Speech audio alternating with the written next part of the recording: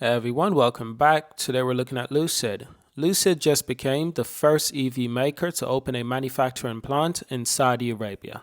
The EV maker announced Wednesday the facility will produce the Lucid Air vehicles for the country while exporting to overseas markets. And we've got a statement from the Lucid CEO, that's Peter Rawlinson, and I quote, "We are delighted to make history in Saudi Arabia by opening the first country's car manufacturing facility." Now, after receiving its opening license to begin production in Saudi Arabia last week, Lucid officially opened the door to the first car manufacturing facility in the nation's Wednesday. Lucid's second advanced manufacturing plant, that's the AMP2, and the first international plant will produce electric models for Saudi Arabia and other countries.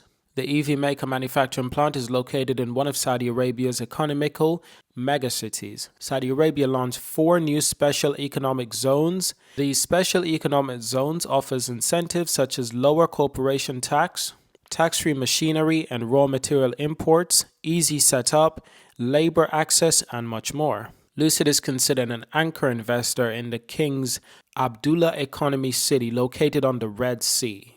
Lucid's new manufacturing plant already begun semi-knockdown assembly and is expected to produce 5,000 vehicles annually in the first phase. Initially, Lucid will reassemble Air electric sedans pre-built as its AMP1 facility in Casa Grande, Arizona. The EV looks to transition the facility in the future to handle complete production after the middle of the decade. Once finished, Lucid expects to have 150,000 annual EV capacity at its new manufacturing plant. Located on the Red Sea, the location offers access to overseas markets with 13% of global trade passing through the region. Lucid's new manufacturing plant receives significant support from Saudi Arabian governments, as it expected to play a key role in the country's mission to diversify its economy. As part of the Saudi Vision 2030, the king looks to raise the shares of the non-oil GDP from around 16% to 50% by the end of the decade. Last year, Lucid announced a deal with Saudi government to purchase up to 100,000 EVs over 10 years. The nation has initially committed to buying 50,000 with options of purchasing an additional 50,000 during the same time.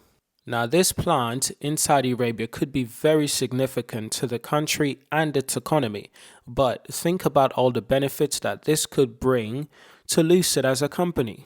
The funding, the facility, the capability to not just expand beyond the United States shores and the United States region of customers, but outside of that as well. Lucid has bigger ambitions to be in Europe, to be in the Asian market.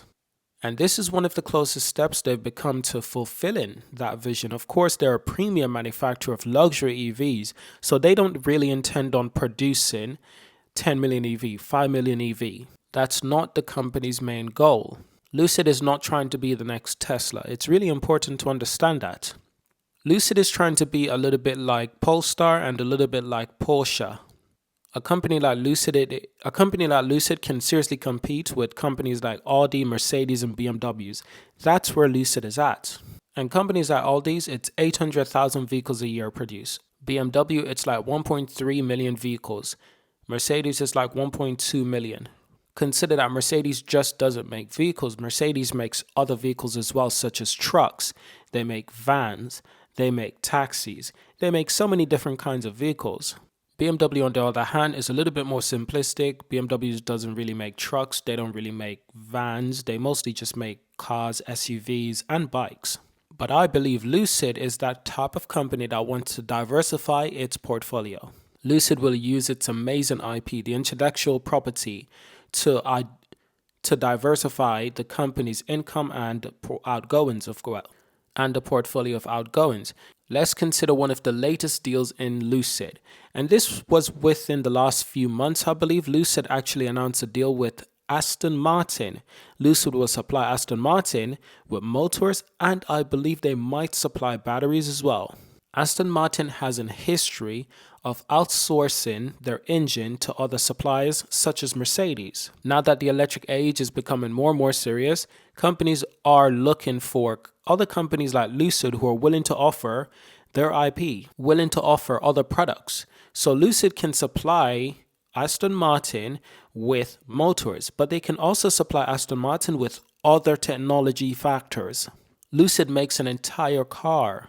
Let's think about the other things that Aston Martin could benefit from. And this is one of the key ways Lucid could gain an upper hand in other companies and making money. But I believe Lucid has a huge potential of doing this on a much broader scale. There's more than one company. It's not just Aston Martin. There's plenty of other companies who want to outsource the more difficult part of their jobs to other companies.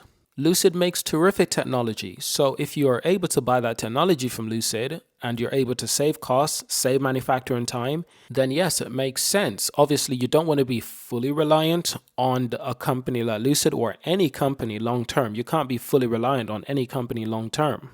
But usually the way these things goes, these companies, they have some really strict contracts.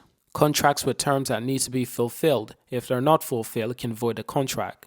If they've got a 10-year deal or a 20-year deal, then that's understood. That has to be fulfilled. If it's not fulfilled, there are penalties. So these things can become very standardized. And I'd understand if Aston Martin wants to do this temporarily. Long term, they might actually look to develop their own motors and their own other components for electric vehicles. Not to mention there's other automakers that are willing to offer these parts, such as Mercedes. Mercedes has been offering Aston Martin engines for quite some time, in the real world and in Formula One. But I believe this is where Lucid will find it most useful, is to supply other automakers with very much useful technology that they desperately need. Now, the Saudi Arabian Nation Public Investor Fund invested an additional $1.8 billion into the EV maker in June this year, bringing the total around to $9 billion in funding. As of the end of June, Saudi Arabia, the Public Investment Fund owns 60% of Lucid common stock. With a manufacturing facility in the country, Lucid is now invested. It could act as sort of a collateral to keep the Saudi government invested in the company. In other words, it could be what keeps Lucid afloat. In the US, Lucid lowered prices to up to $12,000 following lagging demand. According to recent Experian data, Lucid has 348 registrations in July, bringing the total to 3,789 for the entire year. That's not a lot, actually, but these vehicles are incredibly expensive. They're not really affordable, not like a Polestar 2.